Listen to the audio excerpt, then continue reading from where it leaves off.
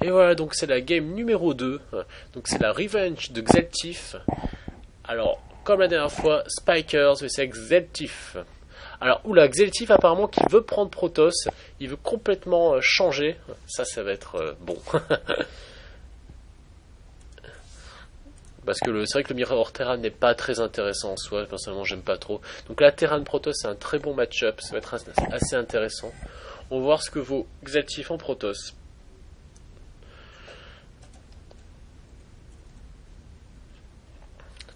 Alors...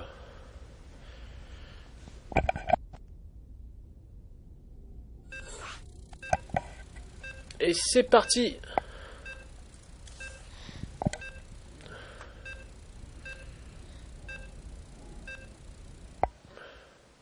Xeltif contre Spikers. Game number 2. Book, page 36. Dan what Dan is doing today? Donc nous avons Spikers en bleu marine, on va dire, non, en bleu ciel, contre Xeltif en bleu turquoise. Alors cette fois-ci les joueurs sont en close position, c'est-à-dire qu'ils sont tous les deux à côté. Donc là, voilà, ça peut privilégier une game offensive. Surtout pour le Protoss. C'est plus les Protoss qui sont offensifs quand même, je trouve. Alors Spikers qui est toujours aussi maneur, qui dit good luck et tout ça. Good luck, have fun. Et Xeltif qui répond good luck, tout ça, bon.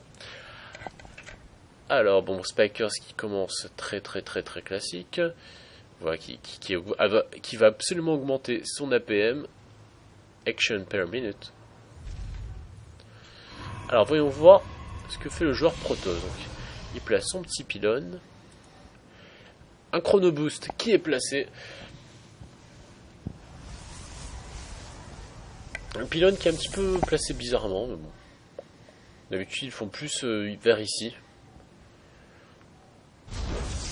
Bon non, pourquoi pas, franchement pourquoi pas, non c'est pas... Voilà, donc la petite sonde qui part au scout et qui n'a pas de chance, qui va complètement côté, mais Spikers aussi n'a pas de chance, donc... Enfin non plus n'a pas de chance, ils partent complètement dans le mauvais sens.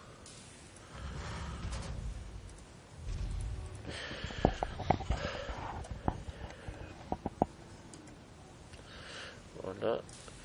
Donc les V16 qui sont construits en chaîne, non-stop, pareil de l'autre côté. Ah voilà, donc V16 normalement qui va être construit non-stop, Spikers qui oublie. Voilà, donc là, toujours, surtout en début de partie, voilà, les V16 non-stop, enchaîne non-stop, pas de temps sans construction de VCS, important. Voilà, il a perdu un petit peu de temps, c'est dommage. Voilà, donc là, pareil, dès que la raffinerie est faite, mettre 3 VCS à ce gaz. Donc là, ce n'est pas fait, c'est dommage, d'autant plus que Spikers fait souvent des unités avec du gaz, comme les Banshee. Donc voilà, c'est fait avec un petit peu de retard, donc si on veut optimiser, vaut mieux faire ça. Voilà, donc Spikers qui fait une erreur qu'il n'avait pas faite la dernière fois, il ne fait pas de station orbitale, il l'a oublié. Il a oublié de faire la station orbitale pile après la caserne, ça c'est pas très bon. C'est une erreur qu'il faisait pas avant. Ah, c'est la pression sûrement. Voilà, donc Xeltif qui passe à l'attaque avec son Zealot. Mais bon, il va se faire empaler contre le mur, il va pouvoir rien faire. Un seul marine suffit pour détruire le Zealot quand il y a un mur qui le protège. Et voilà. Le Zealot qui essaye de monter mais il n'y arrive pas. Donc le laboratoire technique qui vient d'être créé. Voilà, donc là pareil, il faut absolument le 3 au gaz. Et voilà, donc la station orbitale qui vient d'être créée, ce qui est bien trop tard. Spikers donc qui attaque avec son petit marine, voilà. Bon là c'est plutôt bien géré, voilà, il back pile quand l'armure est détruite, comme ça elle se régène tranquille. Donc Xeltif, voilà, qui va faire en fait un mass Zealot. Alors ça personnellement c'est une technique qui passe, qui est pas géniale franchement. Et ça c'est très bien joué, voilà, quand le joueur fait un mass Zealot, faites un faucheur, faites des faucheurs, faites des faucheurs. Les faucheurs, c'est l'anti-Zealot par excellence. Voilà, donc là, ça se voit, il veut pas partir sur Tracker. Il y a la noyau de cybernétique n'est même pas fait.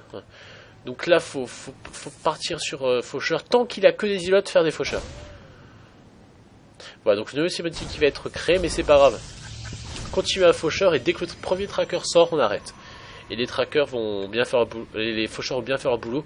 Voilà, donc déjà, un seul faucheur, mais là il ruine l'économie. On dirait pas, mais le fait que tous les VCS suivent le faucheur, mais c'est très très mauvais économiquement. Et voilà, le faucheur qui n'arrête pas. Et oui, il fallait s'y attendre. Donc là, le faucheur qui fait vraiment du bien pour Spikers. Ça, c'est un très très bon choix. Je sais pas s'il a vu qu'il n'y avait pas de noyau cybernétique, ou il a fait un faucheur juste comme ça, mais voilà.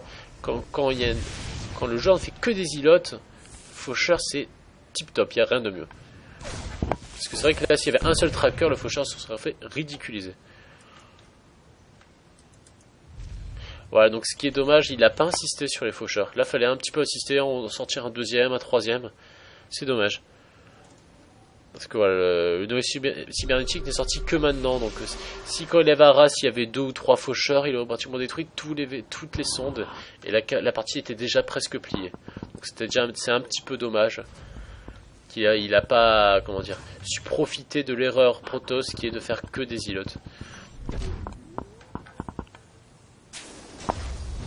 Voilà, donc qui sort les 2 stacioports. Voilà, donc Xeltif qui n'a absolument rien contre l'air du coup. Et ça, c'est dans la game d'avant, il sait que Spikers fait des Bunshees, donc ça me paraît bizarre qu'il n'ait pas anticipé un contre entière quoi. Ah voilà, donc Xeltif passe à l'attaque. Oh là là, c'est passé. Mais je pense que voilà, si les maraudeurs sont bien gérés, ils peuvent venir à bout de ces 4 îlots. Ça va être le cas, voilà. Donc voilà, pour les joueurs Protoss, vraiment, les îlots c'est bien, mais s'il y a des trackers à l'arrière, voilà, vraiment, parce que sinon ils se font hit and run. Un premier maraudeur qui tombe, à deuxième. Voilà, donc finalement Spikers qui repousse l'attaque, mais c'était quand même un petit peu tendu. S'il y avait plus de îlots, il aurait pu le perdre. Heureusement qu'il avait fait que 4 îlots. Et voilà, donc comme je disais, le joueur Protoss qui ne fait pas d'anti-aérien, alors qu'il sait que Spikers fait des Bunshees. Il a vu les stacioports, donc ça c'est vraiment... ça c'est pas normal, il devrait faire que des trackers, il a vu les 2 stacioports. Il n'anticipe pas assez.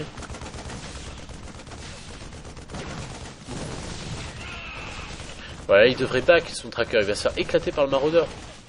Par contre le maraudeur est low HP, donc j'ai rien dit. Voilà, donc les Banshees qui vont sortir dans pas beaucoup de temps. Voilà, donc là il devrait plutôt détruire le laboratoire technique parce que c'est à beaucoup moins de points de vie que le statioport, et sans laboratoire technique il peut plus sortir de Banshee ni faire amélioration invisibilité. Donc je vais voir un petit peu les unités.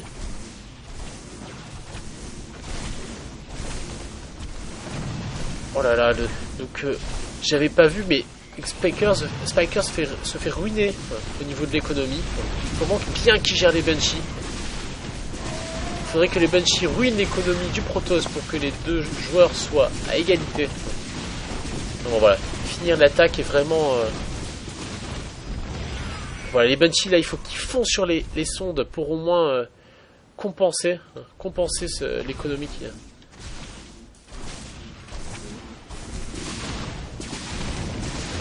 Voilà, et donc il préfère quand même sauver sa base, il a raison. Bon, il a oublié de tuer le Zilot.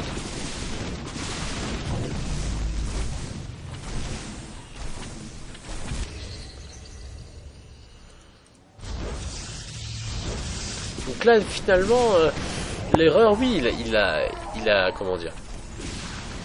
Spikers aurait dû voir que le Protoss était très très offensif, il faisait un rush Zilot, et à partir de là, faut doubler les défenses.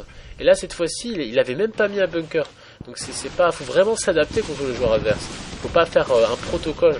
Et là, quand on voit que le joueur est 6 offensif, donc comme j'ai dit, les faucheurs, et ensuite être très très défensif dans sa base.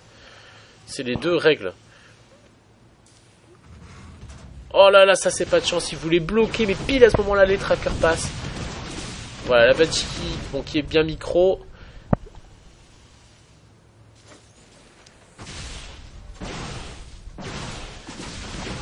Voilà, la Banshee qui va peut-être mourir, mais qui se fait attaquer par des mules. Non, ça attaque pas les mules. Et c'est le GG!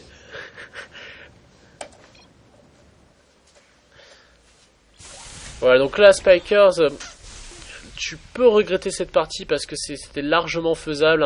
Un